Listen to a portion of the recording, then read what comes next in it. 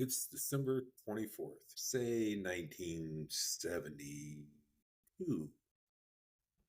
You're cozy in your bed, fighting to stay awake so you can catch a glimpse of one of the most elusive figures in history, Santa Claus, the jolly bringer of gifts, is maybe the most recognizable person in the world. And while he goes by many names across the globe and has been influenced by everyone from Coca Cola to Norse mythology, he can be traced to a real person, Nicholas of Lycia, or St. Nicholas. Welcome. I'm Mick Biddick, and this is a very special St. Nicholas Day version of History is Criminal. In this episode, we're going to take a look at the sometimes scandalous story of jolly old St. Nick. While the records of Nicholas's early life are scant and non existent, tradition tells us he was born on the 15th of March in 270 in the village of Lycia in what is today Turkey. Nothing is really known about young Nicholas's life until his teenage years. But what does seem to be known is that he came from a family of some wealth and that he wasn't above sharing that wealth with those in need. It's during his late teens that we get the first story of his generosity, a trait that will become one of the key figures of his legend. The story starts with a poor man with three daughters. The family struggled to feed themselves, and out of desperation, the father starts to contemplate selling his daughters into prostitution. We have no idea what other things the man tried first, but at this point, he seems to think this is the only solution to his economic problems. It was at this point in the story that Nicholas got wind of the father's plans. Late at night, Nicholas snuck through the quiet streets under the cover of darkness. When he reached the home of the impoverished family, he tossed a bag of gold coins through the window. On finding the coins the next morning, the father was overjoyed. He used the coins as a dowry for his eldest daughter and was able to marry her off to a man who could support her. I know the story reeks of patriarchy here, but it was the 3rd century, so not much in the way of women's rights. Unfortunately, this only lessened the trouble for the family. With no way to support the remaining family, the father once again looked at selling his daughters into prostitution. And once again, Nicholas made the nocturnal visit, and the second daughter was saved by another bag of gold coins. Remember, again, this is the 3rd century, so again, used the money as a dowry, married off the second daughter. The poor man became very curious as to who his benefactor was. So when his third daughter was facing the possibility of life in the world's oldest profession, he remained awake to catch the kindly person they act. This time, when the gold came through the window, the man burst out of his door to thank his generous stranger. His eyes filled with tears, the man thanked Nicholas, but Nicholas refused his thanks and told the man to keep his identity secret, which apparently the man didn't do since we now have this story. Now, some have this story taking place when Nicholas was just a boy. Other place this story at the time that he was the bishop of Myra in modern day Mir. It's also said that he gave his sizable inheritance away to feed the poor, making him, if nothing else, a good person. But just one act of kindness doesn't get one canonized as a saint. He'll be credited with numerous miracles. The miracle that seems to be the most shocking was when he raised 3 boys from the dead. Raising people from the dead is a pretty big deal in and of itself. This miraculous story gives the bringing back of the dead a gruesome twist. It seems that there was a slight famine going on in the area around Myria. People were hungry, food prices climbed, setting the stage for those without morals to take advantage. A butcher, who lacked basic human principles, thought of a way to make a quick buck or two from the crisis. Luring 3 boys to a slaughterhouse, the butcher kills the boys. Once he dismembers them, he stuffed them in a large pickle barrel. His plan was to sell the boys as pork. I would assume most likely hot dogs. After all, who would know the difference? Nicholas was made aware of the murders and the plans to sell off the fraudulent swine in a dream. He charged into the butcher shop and confronts the killer. The butcher, of course, denies the killing and denies trying to sell dismembered boys as pork. However, Nicholas removed the lid off the pickle barrel and commands the boys to rise, which they did. Now alive, and in their whole boy-like form, while the story doesn't go into what happened, we'd have to assume the butcher at least got some really bad Yelp reviews out of this. In the late 3rd and 4th centuries, Christianity was illegal in the Roman Empire. Nicholas, who was becoming a known leader in the region, was rounded up with other practitioners of the faith and sent to be punished. The idea was to torture the followers of the Christian religion, forcing them to renounce their beliefs and agree to worship the gods of Rome.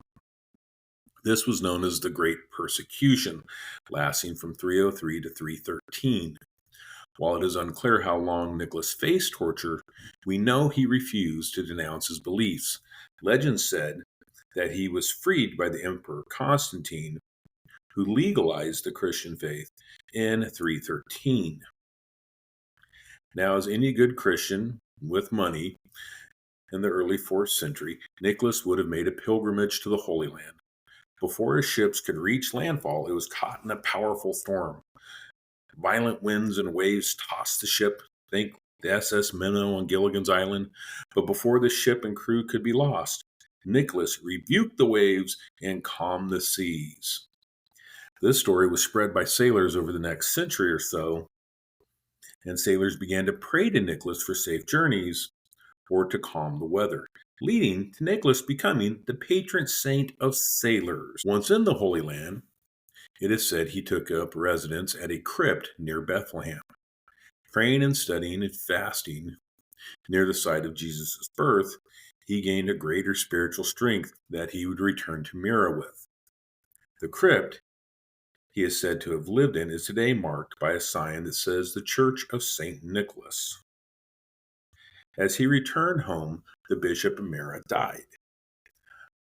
Local priests were unsure who should replace the revered leader and wanted a sign from God. It was decided that the first priest to enter the church would be the man to take over as bishop. It was then that Nicholas walked into the church for morning prayers, and he was then named the Bishop of Myra in about 317. As bishop, he became known for his many works of generosity. It even seems to have gotten involved in some legal affairs of some condemned prisoners. The stories vary from one telling to the next. At times, they seem to intertwine a little bit. Honestly, it's hard to tell if this is one story or if it's two stories that are so similar that they get jumbled together. But 3 men are about to be put to death by a general. Before the sentence can be carried out, Nicholas hears of the situation and comes to the defense of the 3 men. He points that the men are not guilty, but in fact it was the general's own incompetence that had led to the crime of which the men are accused. In another story, perhaps a different version of the same tale, it's 3 generals who have been accused by a corrupt politician of plotting against Emperor Constantine. Notice this 3 comes up quite a bit here. This is sort of important, that number 3. The generals are sentenced to be executed. Nicholas, knowing the men were wrongly accused, appears to the emperor in a dream and convinces him of the men's innocence. Constantine then spares the men and has the corrupt official arrested. This might be part of the reason that Nicholas, in addition to being the patron saint of sailors, is also the patron saint of thieves. Nicholas was then asked to join other church leaders at the Council of Nicaea. While historians debate whether or not Nicholas was present at Nicaea, it does give us one of the least Santa Claus-like stories of St. Nicholas. First, some background. The early church was a massive amalgamation of beliefs and rituals. The Council of Nicaea was called to try and give the church some commonality. One idea that didn't sit well with many in the church's fathers were the ideas proposed by Arius. Arianism said that Jesus was finite, a mortal man born of God and Mary, a demigod, if you will, much in the tradition of Greek and Romans. This would call into question the Holy Trinity and even the resurrection and many of the other basic tenets of the Christian religion. This dogma, presented by Arius, was spread across both the Eastern and Western Christian worlds. It was controversies like this that the council had been called to fix. According to legend, Nicholas confronted Arius at the Council of Nicaea. Each man was dedicated to their version of religious truth, and an argument broke out. Imagine people fighting about religion. It was at this point that Nicholas, having too much Arius's nonconformist views, punched him in the mouth.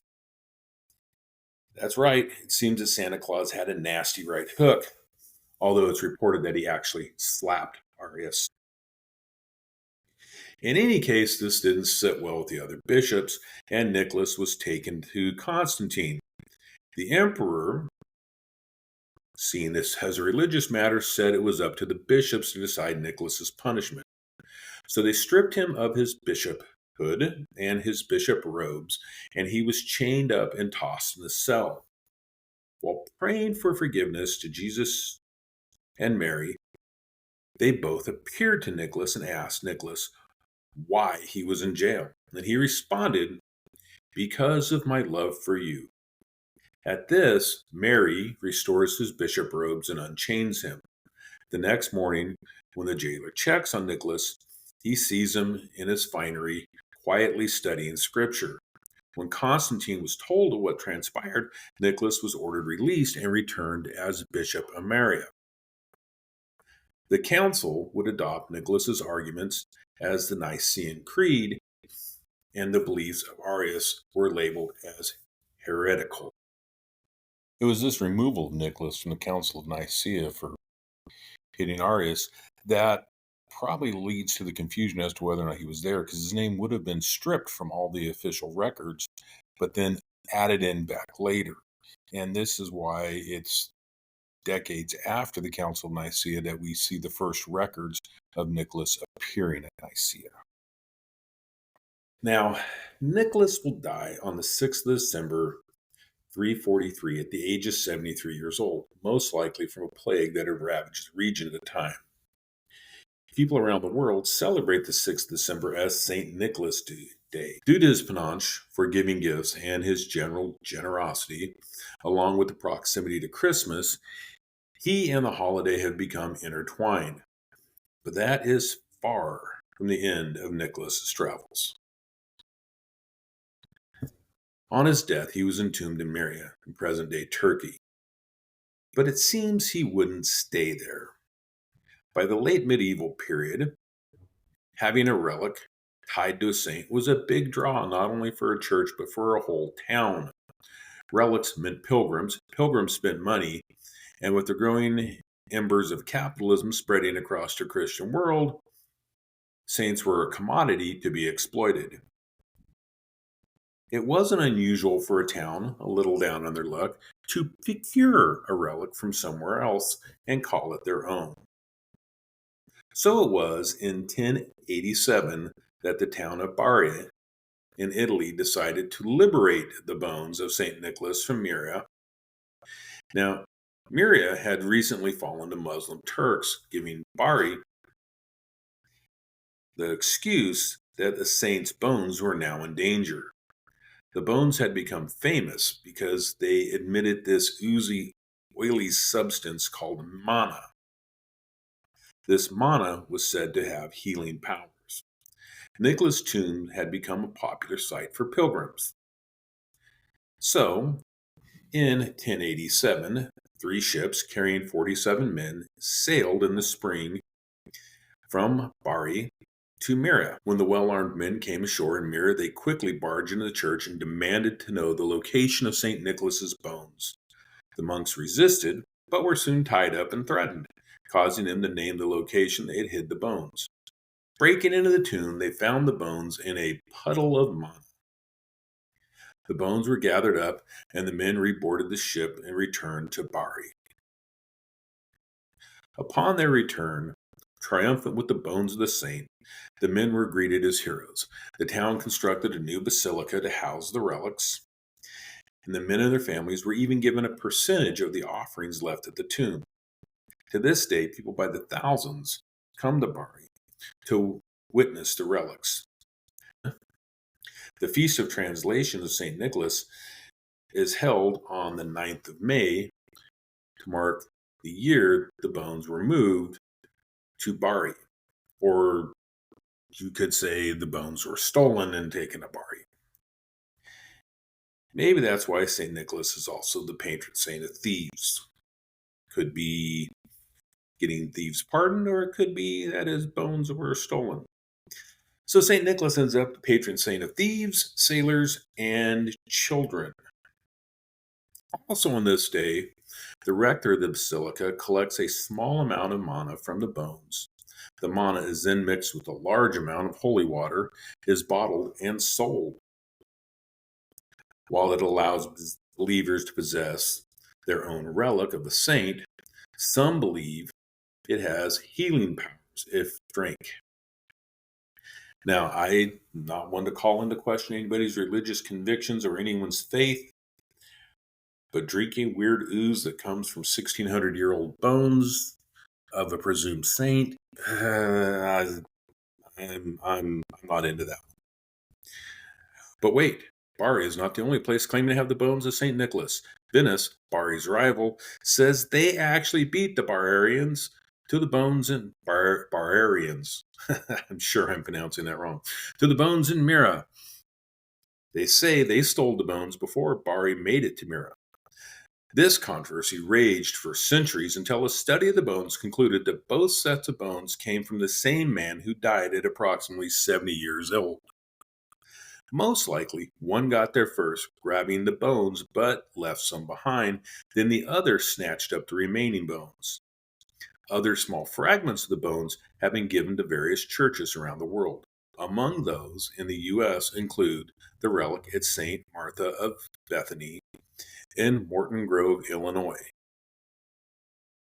Yes, that's right. There are bones of a 4th century Turkish saint living in Morton Grove, Illinois. Those bones in Morton Grove, Illinois were radiocarbon dated to the 4th century and were most likely taken from either Venice or Bari. Nothing like sharing the bones of a saint. In recent years, Mera, now known as Demir, Turkey, has talked about asking Rome to return the bones for them to be re-enshrined in the original tomb, which archaeologists uncovered in 2022. Now, while Turkey is 90% Muslim, the relic might not possess a strong religious connection to the people, but it would make a wonderful addition to the tourism trade. So, we may say Merry Christmas to jolly old St. Nicholas, Santa Claus, Father Christmas, Sinterklaas, Julius, Pierre Noel, or whatever name he goes by. Until next time, this has been History is Criminal. Join us again next week as we get back to our regularly scheduled programs. And happy St. Nicholas Day to all.